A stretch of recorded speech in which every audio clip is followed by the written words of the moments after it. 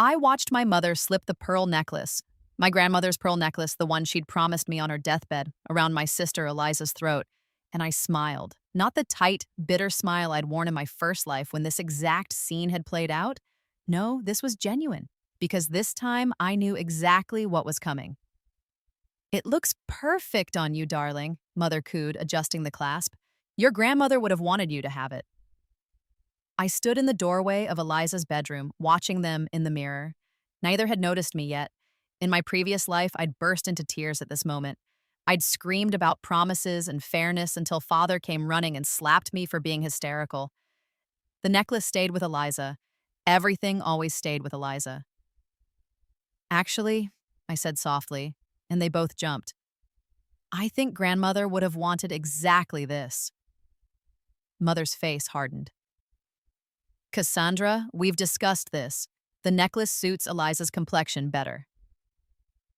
Of course it does, I agreed, stepping into the room. She should definitely wear it to the Bennett Gala next week. They exchanged confused glances.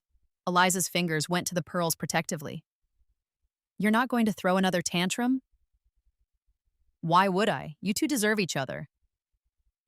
I turned to leave, then paused. Oh, and Eliza, make sure you get lots of pictures. You'll want to remember that night.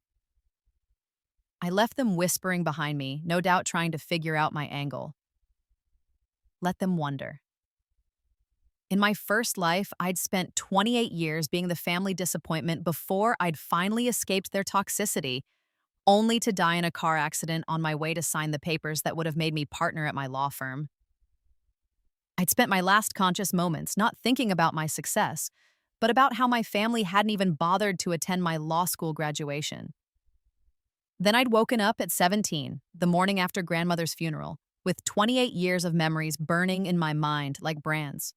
The first time through this life, I'd been so desperate to make them love me. I'd bent myself into shapes that weren't me, trying to be the daughter they wanted, but Eliza was their golden child, born with the right face, the right temperament, the right everything. I was just the spare, kept around to make Eliza look better by comparison. This time, I had no intention of competing for scraps of affection. This time, I was going to give them exactly what they wanted and make sure they choked on it. The abuse had been subtle at first. I remembered being 5 years old, showing my parents the painting I'd made in kindergarten. Mother had glanced at it, then turned to admire Eliza's macaroni necklace for 20 minutes. When I'd started crying, Father told me I was too sensitive and needed to learn not to be so needy. It escalated from there. By the time I was 8, I'd learned that my achievements made my parents uncomfortable. When I won the school spelling bee, Father said it was unfair that I'd made Eliza feel bad by showing off. When I made the honor roll, Mother reminded me that grades weren't everything, while simultaneously bragging about Eliza's B+ average to everyone she met. At 12, I'd discovered my grandmother was funding private tutors for Eliza, but had been told I didn't need them because I was naturally smarter. The truth was that grandmother had only been funding Eliza's tutors because my parents had told her I was doing fine. They'd been pocketing the money meant for my education and using it to buy Eliza designer clothes and riding lessons. At 15, they'd forgotten my birthday entirely. They were too busy planning Eliza's Sweet 16, which was still 6 months away. At 17, grandmother died. The funeral was on a Tuesday. By Wednesday, my parents were dividing up her jewelry, and I wasn't invited to the discussion.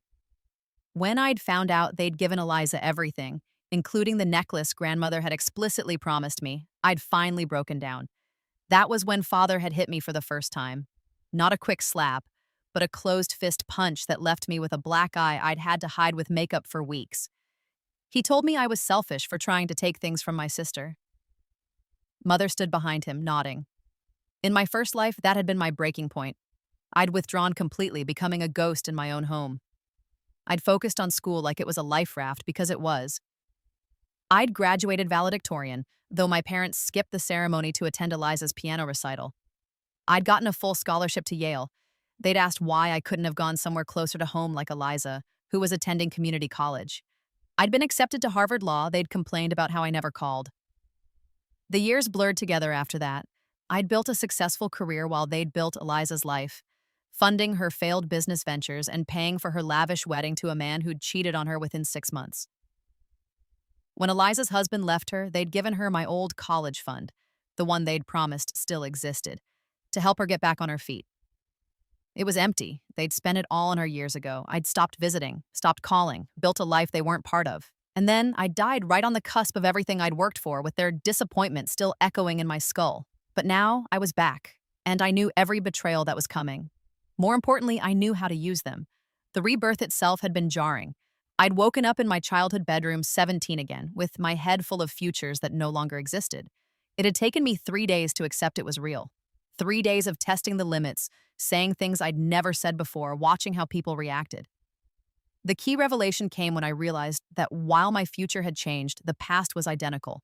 Everything that had happened before, grandmother's death was exactly as I remembered, which meant everyone's patterns, their choices, their fundamental natures, those were fixed.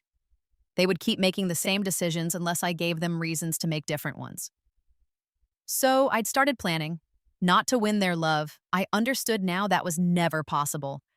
They'd decided who I was when I was too young to protest, and nothing I could do would change their narrative. But I could change the ending. I could make sure their choice to favor Eliza destroyed them instead of me. The first step was easy. Let them keep choosing her. Let them give her everything. Let them pour all their resources, all their support, all their attention into their golden child. And then make sure every single thing they gave her turned to ashes.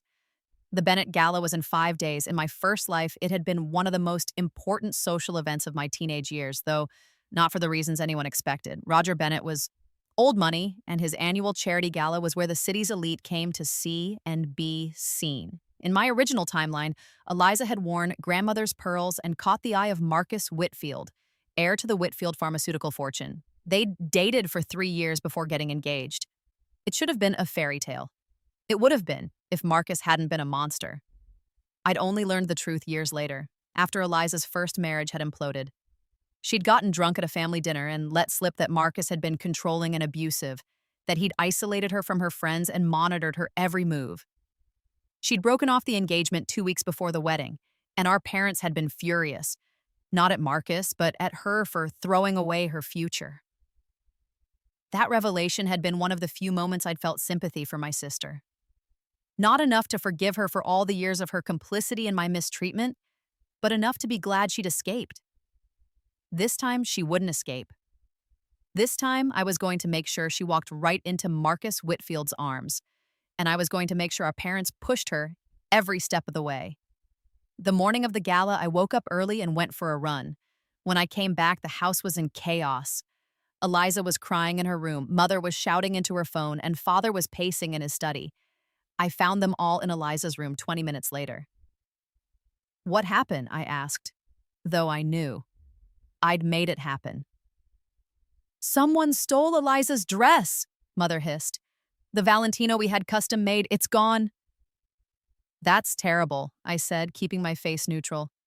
When's she supposed to leave for the gala? 6 hours, Eliza sobbed.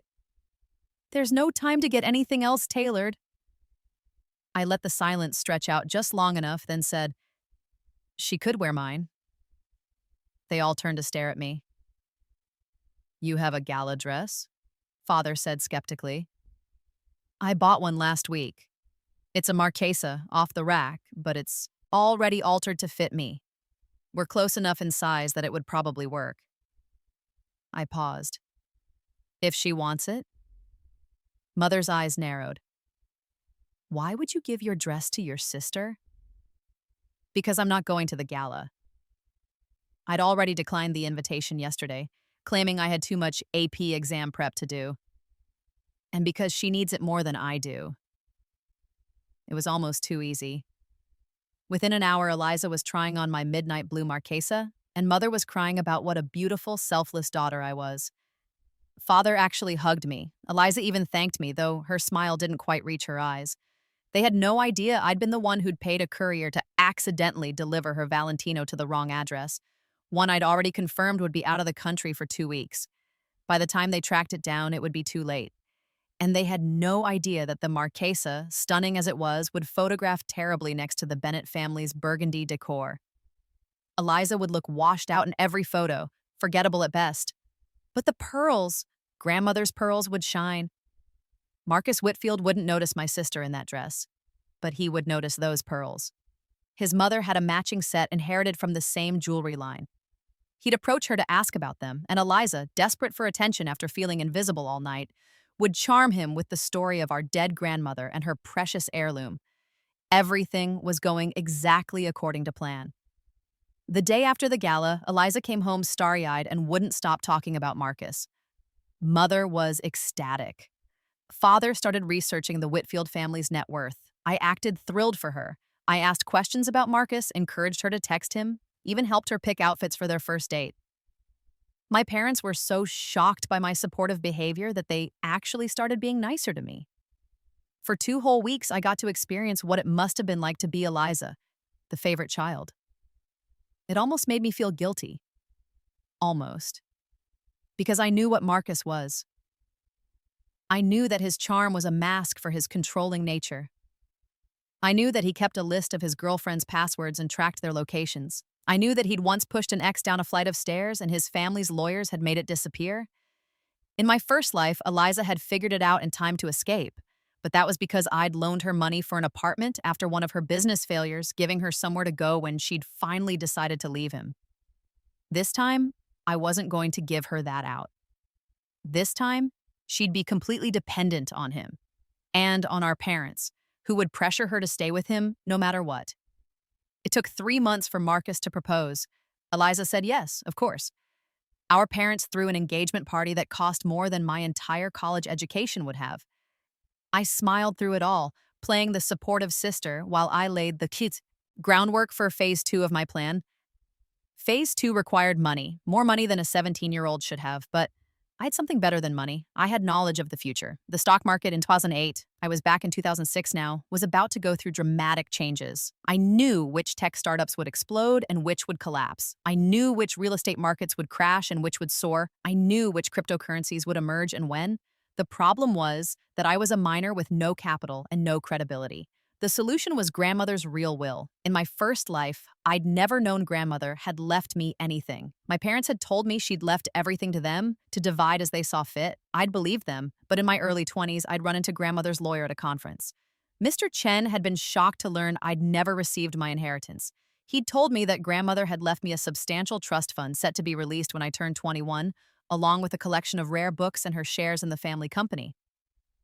My parents had forged my signature and stolen all of it. By the time I'd found out, the statute of limitations had passed. I couldn't sue. Mr. Chen had been apologetic but helpless. The money was gone, spent on Eliza's lifestyle and my parents' retirement fund. This time, I wasn't waiting until 21. I went to Mr. Chen's office on a Saturday morning, 2 weeks after Eliza's engagement. I'd called ahead saying I had questions about grandmother's estate. He'd sounded surprised but agreed to meet me. "Miss Cassandra," he said, ushering me into his office. "I'm glad you called. I've been meaning to reach out about your grandmother's will." "I know what she left me," I said quietly. "And I know my parents haven't told me about it." His face went carefully neutral. "What makes you say that?" "Because they've never told me about anything that was mine. And because grandmother told me before she died that she'd made sure I was taken care of. This was a lie, but a plausible one. She said you'd explain everything when the time was right."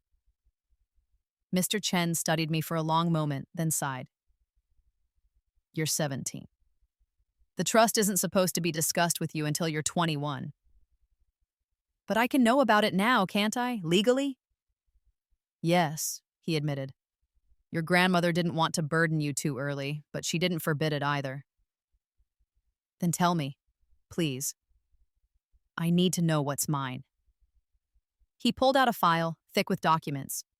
"Your grandmother left you $500,000 in a trust fund, accessible at 21. She also left you her complete collection of first edition books, valued at approximately $200,000, and her 30% share in Chen Holdings, the family company." I let myself look shocked, even though I knew all this. That's millions. The shares alone are worth about $3 million currently, yes. Your grandmother was very specific in her will. These assets are yours and yours alone. Your parents are trustees until you're 21, but they're not allowed to touch the principal or make any decisions about the assets without your written consent. Have they asked for my consent? His pause told me everything. No. Have they accessed the accounts? Miss Cassandra, have they? I can't discuss the details of account activity with you until you're 21. But you can confirm whether my signature appears on any documents related to my inheritance, can't you? He looked uncomfortable. Yes. And does it? Another pause. Yes, multiple times. And do you have copies of those signatures on file? Of course. May I see them? He hesitated, then pulled out several documents. I looked at the signatures, my name, but not my handwriting. Not even close. That's not my signature, I said clearly. None of these are. My parents forged them. Mr. Chen went pale. Miss Cassandra, that's a serious accusation. It's also true. I've never signed any of these documents. I've never even seen them before today. I met his eyes. And I think you know that. I think you've suspected it for a while. He was quiet for a long moment. If what you're saying is true, this is fraud. We'd need to involve the police. Your parents could go to prison. I know, I said softly, but I'm not interested in sending them to prison. Not yet, anyway. Right now, I just want what's mine. Can you help me? You're still a minor. Even with the will, your parents are your legal guardians. They have authority over over me, yes, but not over my grandmother's wishes. She left these things to me specifically. If they've been stealing from my inheritance, that's not parental authority. That's theft. Mr. Chen leaned back in his chair, thinking. What do you want to do? I want to file for emancipation, I said. And I want to use my trust fund as proof that I can support myself. Can the trust be accessed early if I'm legally emancipated? Possibly, with court approval and a good reason. Starting college early is a good reason, isn't it? He raised an eyebrow. You're planning to start college early? I'm graduating high school this year, a year early. I've already been taking AP classes and summer courses. I'll have enough credits by June. This was true. In my first life, I'd done it to escape my family faster. I've been accepted to several universities for early admission. I just need the funds to pay for it. This was a lie. I hadn't applied anywhere yet. But I would. And with my academic record, I'd get in. That might work, Mr. Chen said slowly. But emancipation is a long process. And your parents would fight it. Let them fight. They'll lose. I stood up. Thank you, Mr. Chen. I'll be in touch soon with a formal request for emancipation proceedings. In the meantime, I'd appreciate it if you didn't mention this conversation to my parents. Legally, I don't have to tell them anything until you file official papers. Good. I left his office with my mind racing. Emancipation would take months, maybe longer. I needed a faster solution to access funds now for the investments I needed to make before the market shifted. The answer came to me on the drive home. I didn't need to access my trust fund. I just needed to stop my parents from accessing it first. The next day, I called Mr. Chen back and told him I wanted to file a formal complaint about the forged signatures. Not criminal charges, not yet, but enough to freeze the accounts and trigger an investigation. It would tie everything up in legal red tape for months, preventing my parents from taking another penny while I built my own resources. He agreed to file the paperwork. Within a week, the accounts were frozen pending investigation. My parents didn't tell me about it. They didn't tell me that their access to my inheritance had been cut off, or that Mr. Chen was asking questions about signature authenticity. They just started looking stressed and having quiet, tense conversations behind closed doors. I knew they'd been planning to drain more from my accounts to pay for Eliza's wedding. Now they couldn't. They'd have to use their own money they'd been planning to use for early retirement. I couldn't access the funds either, not yet. but I didn't need grandmother's money for what came next. I just needed to make sure my parents couldn't use it to cushion the fall I was building for them. For my own investment capital, I had another plan. I'd been tutoring since I was 15, math, science, English, anything people would pay for. In my first life, I'd saved every penny for college. This time, I'd been saving for something else. By the time I froze my trust fund, I had $8,000 in cash hidden in my room. It wasn't much, but it was enough to start. The problem was that no legitimate broker would let a 17-year-old open an investment account without parental consent. But I didn't need a legitimate broker. I needed someone willing to bend the rules for the right price. I found him through a classmate whose older brother worked in finance. Dylan was 23, cocky, and not quite ethical enough to make it at a real firm. He was perfect. "Let me get this straight," Dylan said when we met at a coffee shop. "You want me to open an investment account in my name, let you make all the trading decisions, and give you 80% of the profits?" "Correct. You get 20% for doing basically nothing except signing some papers." Why would a high school kid know anything about investing? "Do you care as long as the money's real?" He grinned. "No, but if you lose it all, I won't." "How can you be so sure?"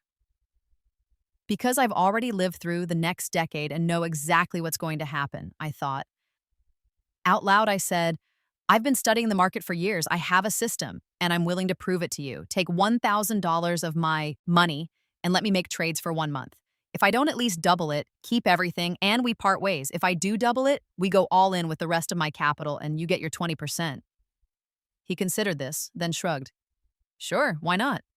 Worst case, I make $1,000. When do we start?" "Today." I gave him the first $1,000 and a list of trades to make.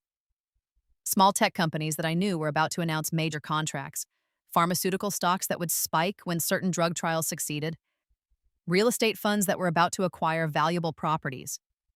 In 3 weeks, the $1,000 became $800. Dylan's eyes went wide when he saw the returns.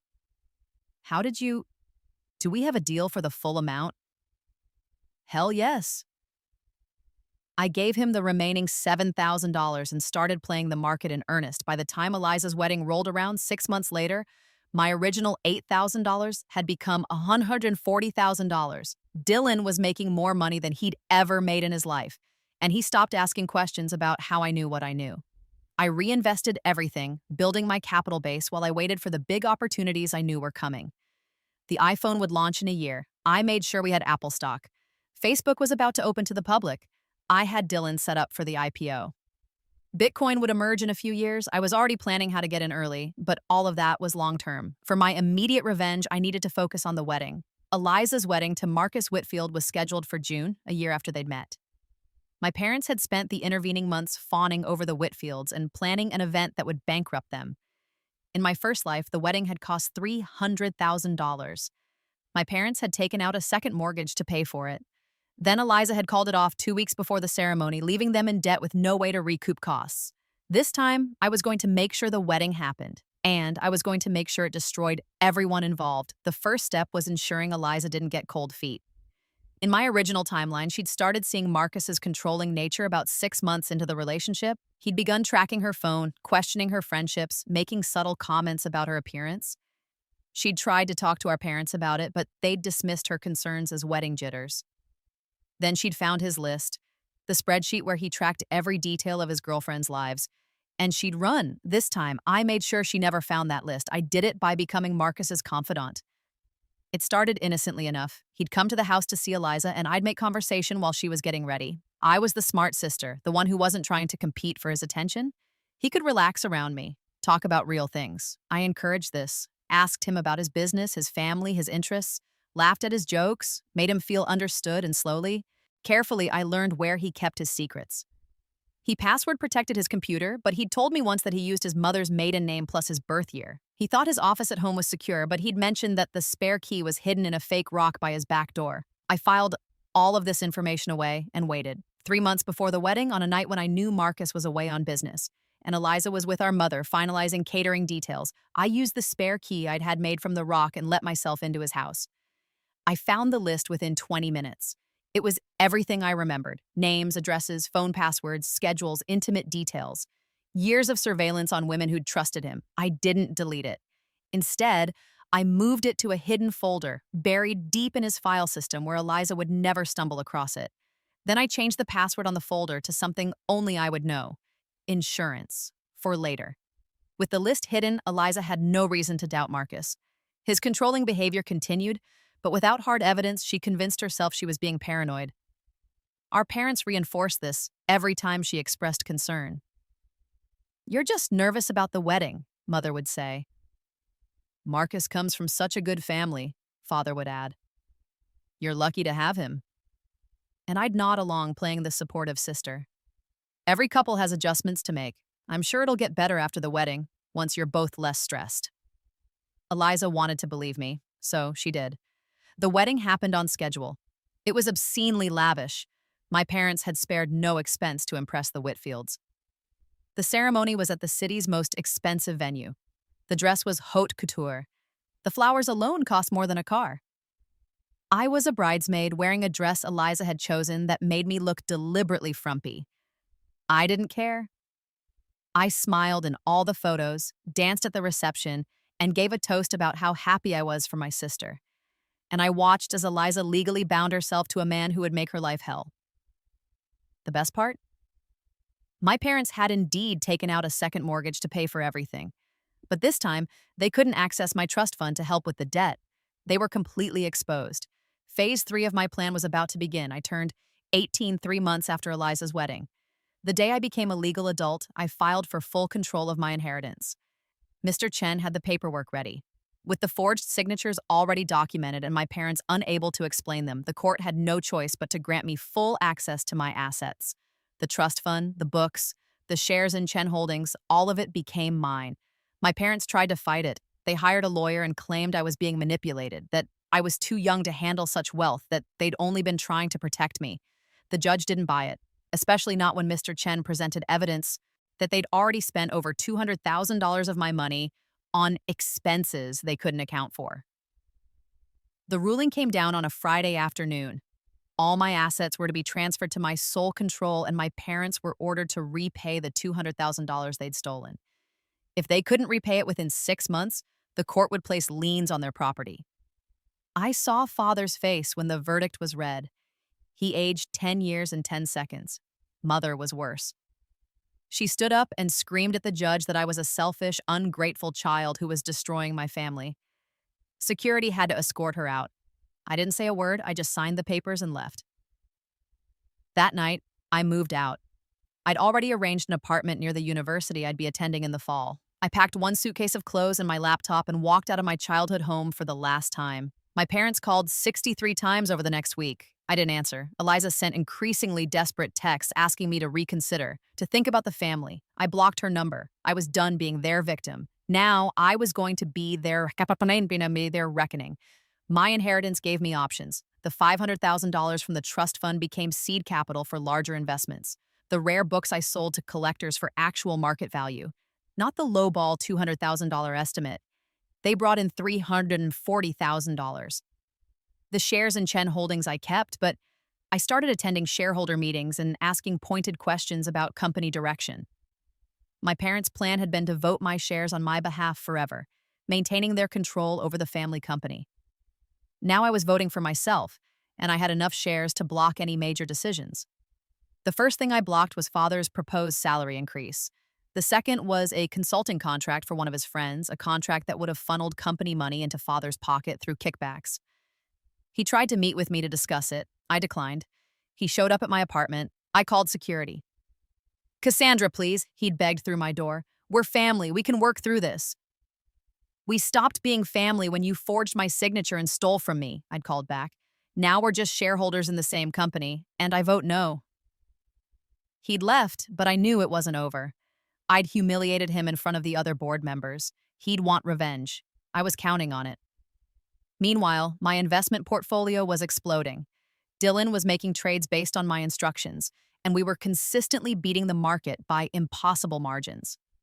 The $140,000 I'd had at Eliza's wedding had become $890,000 by my 18th birthday. 6 months later, it was $2.1 million. Dylan stopped questioning how I knew what I knew and started treating me like a genius.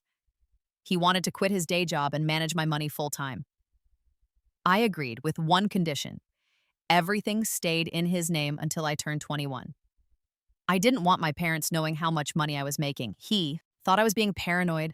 I knew I was being strategic because I hadn't forgotten about Marcus. Eliza's marriage was falling apart right on schedule. Marcus had become openly controlling after the wedding, now that she was legally bound to him.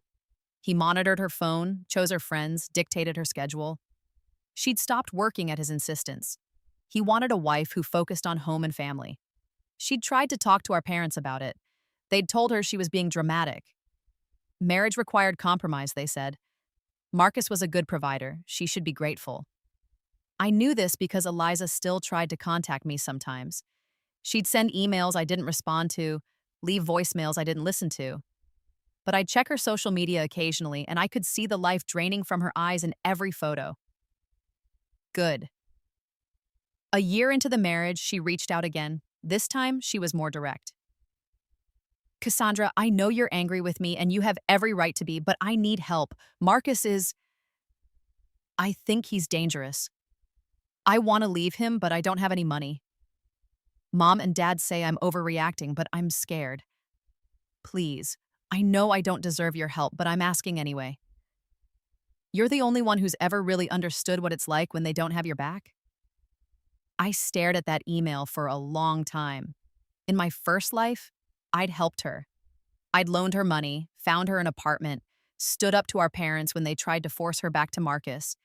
It had been the beginning of something like a real relationship between us. Not quite sisterhood, but at least mutual respect. She'd paid me back eventually, attended my law school graduation when our parents hadn't, sent flowers when I made partner. Small gestures, but they'd meant something. This time, I deleted the email. 3 days later, she tried calling. I didn't answer. A week after that, she showed up at my apartment. I didn't let her in. Please, she sobbed through the door. I don't know where else to go. You have parents, I said coldly, a husband, a whole family who chose you over me every single day of our lives. Go back to them. Cassandra, I gave you my dress, Eliza. I gave you my support. I smiled at your wedding and pretended to be happy for you.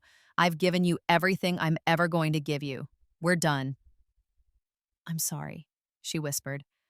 I'm sorry for all of it. I know I was awful to you. I know Mom and Dad were awful to you, but please, go home, Eliza. She eventually left. I watched from my window as she got into her car and drove away, her shoulders shaking with sobs. I felt nothing. Actually, that's not true. I felt satisfied. The financial crisis hit in 2008, right on schedule. I'd positioned my portfolio perfectly, short on subprime mortgages, heavy on companies that would weather the storm, ready to buy the dip when everything crashed. When the market tanked, my wealth exploded. 2.1 million became 5 million in a matter of months. Dylan was beside himself with excitement. He called me a prophet, if he only knew. But the crash did more than make me rich. It destroyed my parents. The second mortgage they'd taken out for Eliza's wedding, the interest rate had been variable, tied to the housing market. When the market crashed, their monthly payments tripled. Suddenly, they couldn't afford the house they'd lived in for 30 years. They tried to refinance. No bank would touch them. They tried to sell. No buyers in a crashed market. Father had to take out personal loans just to make the payments. Mother went back to work for the first time in 25 years. And then Father lost his job. The company he'd worked at for decades was downsizing, and he was expensive. They let him go with a minimal severance package. Desperate, he turned to Chen Holdings. He asked the board for a consulting position, essentially a charity job to keep him afloat. I voted no. The other board members, who'd been watching me block Father's schemes for 2 years and respected my business acumen, sided with me. Father was furious. He called me from the parking lot of the Chen Holdings building, screaming so loud I had to hold the phone away from my ear. You're destroying this family, he roared. Your mother and I are about to lose our home. Eliza's marriage is a nightmare, and you're just sitting on your pile of money watching us suffer. Yes, I said calmly. I am. How can you be so cruel? We're your parents. You're the people who raised me, yes. But you stopped being my parents a long time ago, around the time you decided I wasn't worth loving. We always loved you. No, you loved Eliza. You tolerated me. There's a difference. I paused. You know what the funny thing is? I'm not even doing anything to you. I'm just not saving you. I'm letting you deal with the consequences of your own choices. The mortgage you took out. The money you stole from me. The golden child you invested everything in while treating me like garbage. None of this is my fault. It's yours. Please, he said, and his voice broke. Cassandra, please. I'm begging you, we'll lose everything. I lost everything every day of my childhood, I said. I lost my family's love, my grandmother's inheritance, my sense of self-worth. I lost years of my life trying to earn approval from people who were never going to give it to me. So, forgive me if I don't feel sorry for you losing a house. I hung up. They declared bankruptcy 6 months later. The house was foreclosed on. They moved into a small apartment in a bad part of town. Mother's job barely covered rent. Father couldn't find work. He was overqualified for entry-level positions and underqualified for anything requiring current skills. I heard about all of this through the social grapevine, not from them directly. They'd stopped trying to contact me. I think they'd finally realized I meant what I said. Eliza was still with Marcus, still trapped, still miserable, and I still had insurance waiting. I graduated from university at 20, a year early, summa cum laude, triple major in business, finance, and computer science. I'd chosen a state school instead of an Ivy League. I didn't need prestige anymore, just efficiency. No one from my family attended graduation. I hadn't invited them. My investment portfolio had grown to $12 million by then. Dylan had become a legitimate fund manager on the back of my success, running a small firm with me as his sole client. He still didn't know I was the brains behind everything, and I preferred it that way. Better to be underestimated. I used part of the money to start my own company, a tech startup focused on cybersecurity. I knew which vulnerabilities would be exploited in the coming years, which security protocols would become standard. My company was ahead of the curve on everything. By 22, I'd sold the company for $45 million. By 23, I was worth over $100 million. I lived in a penthouse downtown. I drove a car that cost more than my parents' foreclosed house. I wore clothes that would have paid for Eliza's entire wedding. And I was still the family ghost. They never called, never wrote. I'd vanished from their lives as completely as they'd once made me feel invisible. It was almost perfect. Almost. Because I still had one more move to make. Marcus Whitfield's controlling behavior had escalated over the years. By the time Eliza had been married to him for 5 years, she was essentially a prisoner in her own life. He controlled her money, her movements, her relationships. She had no bank account he didn't monitor, no friends he hadn't approved, no freedom he hadn't granted. She'd tried to leave him twice that I knew of. Both times, he'd convinced her to stay, once with tears and promises, once with threats. Our parents still thought she was lucky to have him. I decided it was time to destroy that illusion. I still had access to Marcus's files. He'd never changed his computer password. Arrogance and habit made him sloppy. I'd been monitoring his digital life for years, watching his surveillance of Eliza grow more obsessive. I'd also been collecting evidence. Screen captures of his tracking software, copies of the spreadsheets where he logged her every movement, recordings of conversations where he threatened her. He'd gotten careless over the years, confident that Eliza was too beaten down to fight back. But I wasn't beaten down. And I was ready to fight. I compiled everything into a single damning portfolio. Then I did 3 things. First, I sent it to divorce lawyers, top-tier attorneys who specialized in abusive relationships and had the resources to protect clients from powerful men. I included a note. This woman needs help. She doesn't know she can reach out to you yet, but she will. When she does, you'll already know everything. Second, I sent it to journalists, reporters who covered domestic abuse and wouldn't be intimidated by the Whitfield family name. I made sure they understood this was a pattern of behavior, not an isolated incident. Third, I sent it to Eliza, not directly. I knew if she saw it came from me, she'd dismiss it or assume it was revenge. So I made it look like it came from an anonymous women's advocacy group, an email that said, "We've been monitoring Marcus Whitfield's behavior through public records and mutual connections. We believe you may be in danger. Here is evidence of his pattern of abuse. You deserve better. Here are resources to help you leave safely." She called me 2 days later. I answered this time. "Did you send this?" she asked without preamble. "Send what?" "Don't play games, Cassandra. The email about Marcus, was it you?" "Why would I send you anything? We haven't spoken in 5 years." "Because you're the only person who's smart enough to dig this deep and angry enough to use it against me." "If I wanted to hurt you, Eliza, I'd have done it years ago. I don't care enough about you anymore to go to this much effort." There was a long silence, then, "Is it real, the evidence?" "I have no idea what evidence you're talking about. But if someone sent you proof that your husband is abusive, you should probably listen to them." "I don't know what to do." "That's not my problem." "Cassandra, I'm not your sister, Eliza, not anymore. You made sure of that along with Mom and Dad. So whatever decision you need to make it yourself. I'm not getting involved." I hung up. But of course, I was already involved. I'd been involved for years, pulling strings and positioning pieces. This had been the end game all along. Eliza filed for divorce a week later. The media exploded.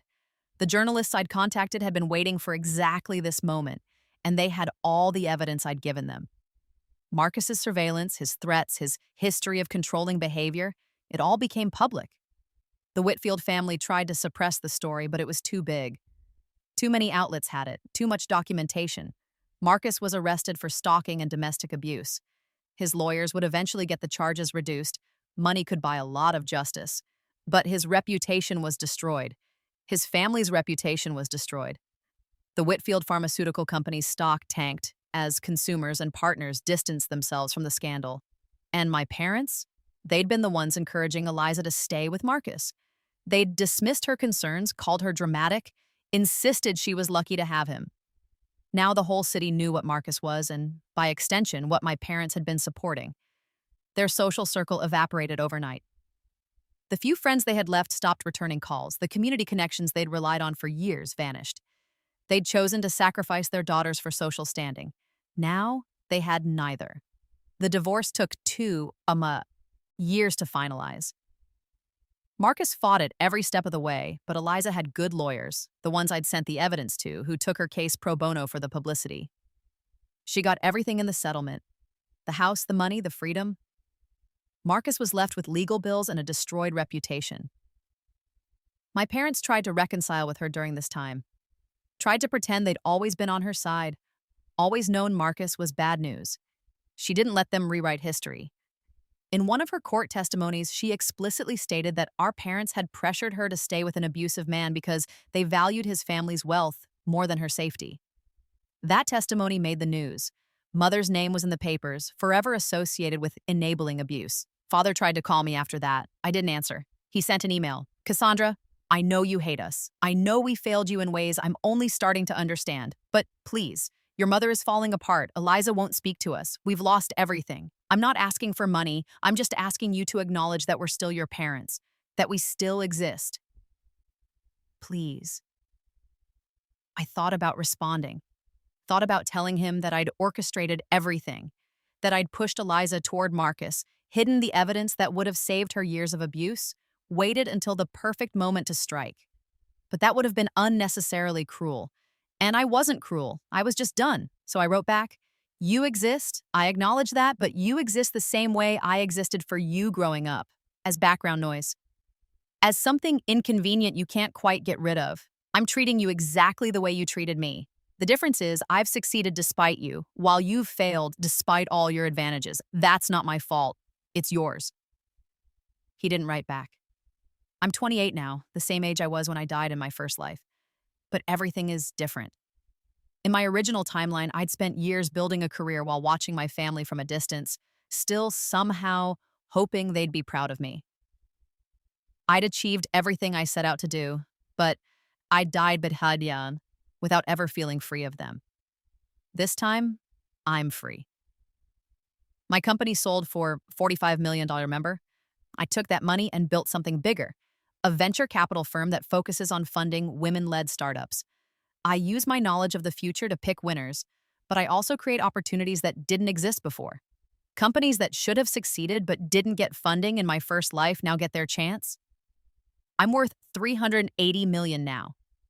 Forbes wrote a profile about me last year. The prophet of Silicon Valley, they called me. They don't know how accurate that title is. I have a penthouse with a view of the entire city. I travel whenever I want. I fund scholarships for kids from abusive homes. I live exactly the life I want to live. And my family? Father died 2 years ago. Heart attack, brought on by stress and a lifetime of poor health choices. I found out from his obituary in the paper. I didn't attend the funeral. Mother lives in a nursing home now. Early onset dementia, possibly stress-related. I pay for her care, but I've never visited. I just make sure she's comfortable. It's more than she ever did for me. Eliza rebuilt her life after the divorce. She went back to school, got a degree in social work, now counsels other domestic abuse survivors. We're not close. We'll never be close, but we're civil. She sends me a card every year on my birthday. I don't respond, but I don't throw them away either. She knows what I did. Not the details, but enough. She knows I pushed her toward Marcus, let her suffer, used her as a weapon against our parents. She's never confronted me about it directly, but I can see it in her eyes when we run into each other at charity events. She knows and she understands, because in a twisted way, I saved her. By letting her fall completely, by letting her hit bottom without a safety net, I forced her to save herself. She's stronger now than she ever would have been if I'd helped her in my first life. She has a life she built entirely on her own, with no one to credit but herself. It's not forgiveness between us. But it's something. Last week, I got a call from Mr. Chen. He's retiring and wanted to make sure all my legal affairs were in order. We met for coffee, and he told me something I hadn't known. Your grandmother would be proud of you, he said. She left you that inheritance because she knew your parents would never value you the way you deserved. She told me once that you reminded her of herself, too smart and too stubborn to let anyone define your worth. I wish I'd known her better, I said. She knew you better than you think. She left you something else, actually. Something to be given to you only after you turned 25 and only if I felt you were ready for it. He pulled out a letter, yellowed with age, my name on the envelope in grandmother's handwriting. I opened it with shaking hands. My dearest Cassandra, if you're reading this, then you've survived your parents. I'm sorry I couldn't do more to protect you while I was alive. They were my daughter and son-in-law, and I loved them, but I was never blind to their flaws. They chose Eliza because she was easy to love. You were chosen for something harder, to love yourself even when no one else would. The money I left you isn't meant to make you comfortable. It's meant to make you free. Free to choose your own path, free to build your own life, free to become whoever you were meant to be without their expectations weighing you down. Use it well. Use it to prove to yourself what I always knew, that you were worth more than they could ever see. With all my love, grandmother, I cried reading that letter. Not sad tears, cathartic ones, because grandmother had seen me, really seen me, and she'd given me the tools to save myself. Mr. Chen let me sit there for a while, crying in the coffee shop like a child. When I finally pulled myself together, he smiled. She was right about you, he said. You did become exactly who you were meant to be. I became who I needed to be to survive, I corrected. Sometimes that's the same thing. I'm in my penthouse now, looking out at the city lights. It's late and I should probably sleep, but I'm thinking about the letter, about grandmother, about the life I've built on the ashes of the one I was supposed to have. Was it worth it? The revenge, the manipulation, the years of planning? I don't know. I destroyed my family as thoroughly as they tried to destroy me. I used my sister as a pawn in a game she didn't know we were playing. I watched my parents lose everything and felt nothing. But I'm free. Genuinely, completely free. I don't wake up hoping they'll love me. I don't measure my success against their approval. I don't carry their expectations like stones in my pockets. I chose myself. And that choice, that first terrible selfish choice to let Eliza suffer and my parents fail, led to every good thing in my life now. In my first life, I spent 28 years trying to earn love from people incapable of giving it. Then I died before I could enjoy the success I'd built. In this life, I stopped trying to earn what was never mine to have. I took what I needed, burned the bridges behind me, and built something new from the ashes. My phone buzzes. It's a text from a friend inviting me to dinner tomorrow. Real friends. People who chose me because they like me, not because they're obligated by blood or history. I text back, yes. And I smile. Because that's the real revenge, isn't it? Not that I destroyed them, but that I survived them. That I'm happy and successful and surrounded by people who value me. That I built a life so far beyond their imagination that they can't even comprehend what they lost when they chose to overlook me. They had a chance to choose me. Every day of my childhood, they had that chance. After Rebirth, I let them choose her again. And I made sure they could never choose me twice. Because I'd already chosen myself, and that choice made all the difference.